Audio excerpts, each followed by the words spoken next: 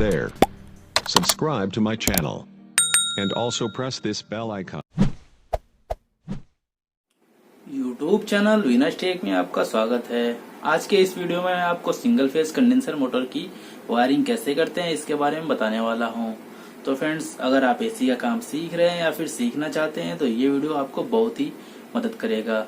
और फ्रेंड्स, उम्मीद करता हूं कि आपको वीडियो पसंद आएगी। तो फ्रेंड्स, हम देर न करते हुए वीडियो को स्टार्ट कर लेते हैं।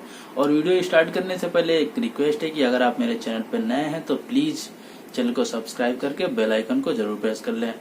तो फ्रेंड्स, हम वीडियो को स्टार्ट कर लेते हैं।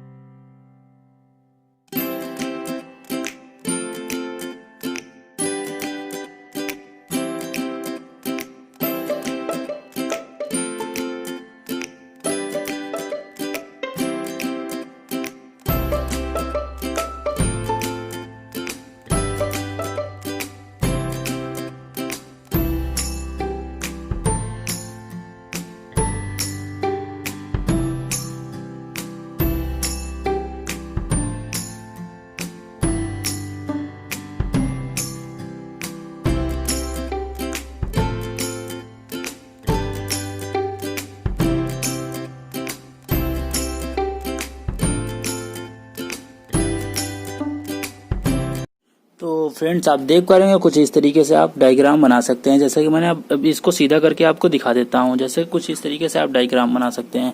यहाँ पे आपका मेन सप्लाई है 220 का, जो मेन सप्लाई है यहाँ पे है। यहाँ से फेस निकल के आ रहा है LVTB में, लो वोल्टेज टर्मिनल ब्लॉक में आ रहा है, और यहाँ से आपको कैपेसिटर में आ रहा है। उसके बाद से जैसा कि आप लोग को पता होगा कि कंडेंसर मोटर में 3 वायरें होती हैं, कॉमन, रन और स्टार्ट। तो यहाँ पे रन का वायर जो है वो कैपेसिटर में चला जाएगा, जो कि फेज जा रहा है उसके साथ लग जाएगा। यहाँ पे आप देख पा रहे होंगे।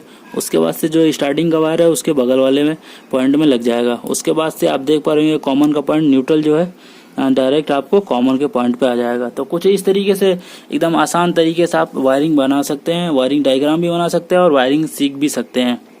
तो फ्रेंड्स, उम्मीद करते हैं कि आपको वीडियो पसंद आई, और वीडियो पसंद आई हो तो प्लीज़ वीडियो को लाइक करें और साथ ही साथ चैनल को भी सब्सक्राइब कर लें। तो फ्रेंड्स, मिलते हैं नेक्स्ट वीडियो में, तब तक के लिए धन्यवाद।